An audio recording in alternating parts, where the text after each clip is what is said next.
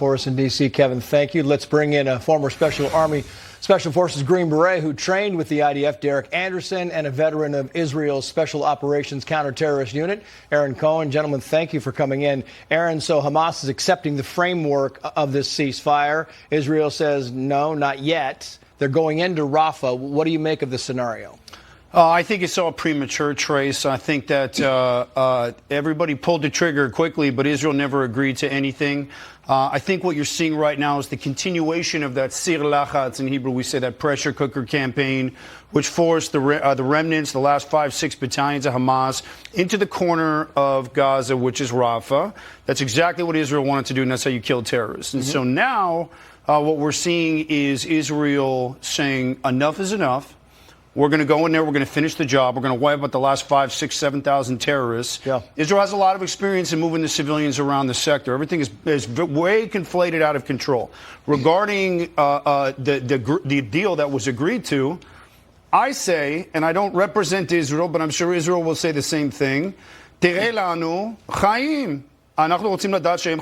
Give us proof of life. Yep. Show us the hostages are alive, and then we can talk about making a deal. No mention of the hostages, no mention of who's alive. Now they're talking about, well, you get some bodies if they're dead. So Israel's kind of fed up. Or, Derrick Anderson, give us the hostages. Let's see the hostages. Let's release the hostages, and maybe you surrender. And then there's a ceasefire talk. What do you think?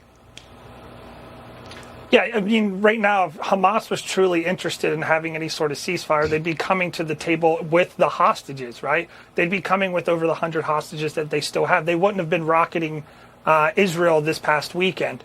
They wouldn't have had their Iranian-backed fundraisers send 300-plus missiles over into Israel. So, I mean, if you look at this from an Israeli standpoint, for every second, for every delay, for every week that they're holding off on doing the Rafah, going into Rafah, that gives the Hamas operators in that area the opportunity to set up IEDs, to put up obstacles, to move around hostages, to maneuver their own forces, to resupply their ammunition, to make new rockets. All that is time. So Israel has an interest in moving quickly on this, and I think Hamas was really just using a ploy to try to buy some time for themselves. Yeah, a lot of people have shared that view. Meantime, they're going into Rafah. The Biden administration decided to withhold weapons and ammunition from Israel. Kind of a bizarre move. The Wall Street Journal writes the following here, Aaron. The U.S. should be putting pressure on Hamas to surrender and release the hostages. The more Hamas thinks it might be saved by U.S. pressure on Israel, the less likely Hamas is to agree to a ceasefire. That's a recipe for extending the war for several more weeks or longer.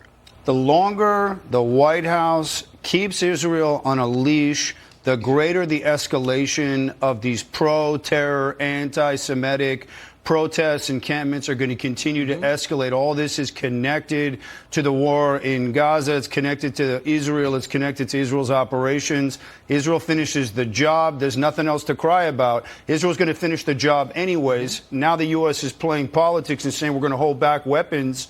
Okay, it's going to take Israel longer, which means the Biden administration is going to have more protests, more incitement, more anti-Semitism, and more and 200-plus college campuses. And once, by the way, once school shuts down for the summer, where do you think those protests are going to move, Trace? They're going to move into the cities. They're going to go to the streets. That's right. By the way, half these people aren't even students. And so law enforcement is being crushed right now. It's time to let Israel finish the job. And your guest is right, always with the Green Berets. This is about time. These guys are setting up booby traps. Hamas is waiting. And lastly, Derrick, I mean, what do they need to go into Rafah? They've said for a long time, Rafah is a must.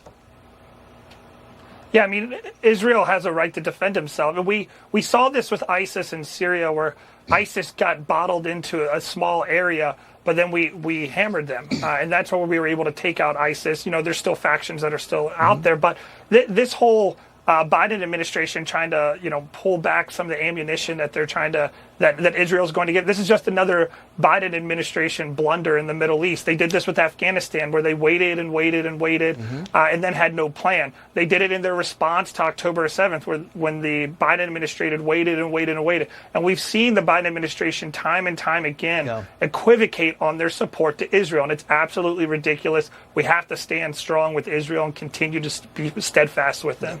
And we keep saying, and they're going to learn this time. Oh, no, they're going to learn this time. We keep saying, and for some reason, Aaron Cohen, Derrick Anderson, doesn't quite click.